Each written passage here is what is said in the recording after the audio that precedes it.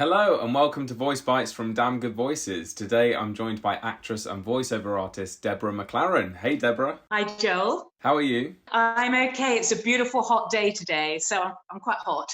Yeah, me too. I've just turned my fan off because I need to look cool, calm and collected for this video. Yeah. So cracking straight on with today's video, I know that about 50% of the sessions that I do are sat down, 50% are stood up. Sometimes they ask you which you prefer. What's your advice on this? Is there a preferable way to do the voiceover session? Because I just tend to go with whatever's there. If there's a chair, I sit. If there's not, I stand. Yes, you are very much restricted by whatever they have put in the studio to a certain degree, but I personally find I like to stand up. And that's because all these muscles here, the intercostal muscles that are going in between the ribs, need to stretch and to expand, and we need to use our lungs. And I find the best way to do that is by standing up. Obviously, if you're doing a long piece, like a long documentary, it's made comfortable for you to sit down, and you do have to do that, really. You can't do a 2-hour read standing up. But the stretching of the lungs is really important. And I think it's really important now when we're being I feel so stagnant, not working. And my Pilates instructor really gave me a brilliant tip, which was to go into child's pose.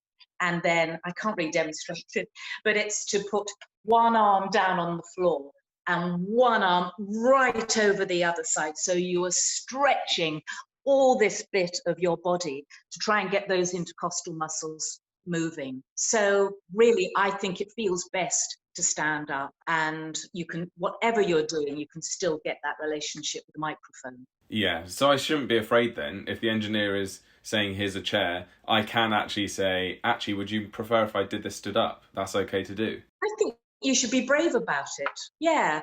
Unless there is some specific reason you don't want to have a row about it. Huge fight. But I think really they want you. So do it how you want to do it. Unless it is a really, really long thing, and then you really do want to sit down and just. What I have to be careful about though is getting terribly excited about a story I'm telling and bouncing up and down in the chair. So you just have to be very aware of sort of your relationship still with the microphone, and just getting all this working as well. And I suppose if you are in one of those long sessions and you are sat down, or even if you are stood up, in those breaks where they're all discussing what they want, there's nothing to stop you from getting those stretches in during those pauses. Yeah, I think so. Yeah, and then before getting all this bit going as well.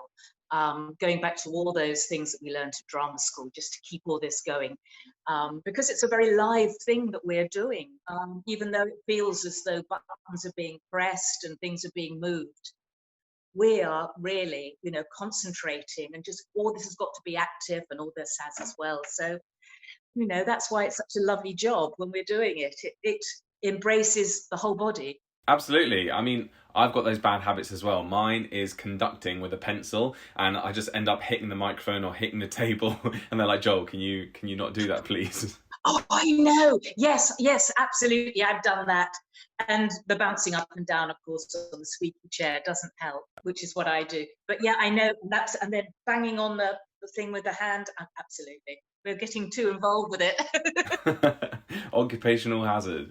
Yeah, absolutely. Yeah. Well, thanks for joining me today, Deborah. It's been great talking to you. Okay, my pleasure.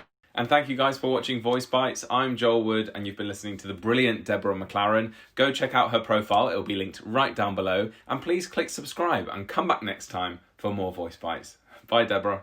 Bye.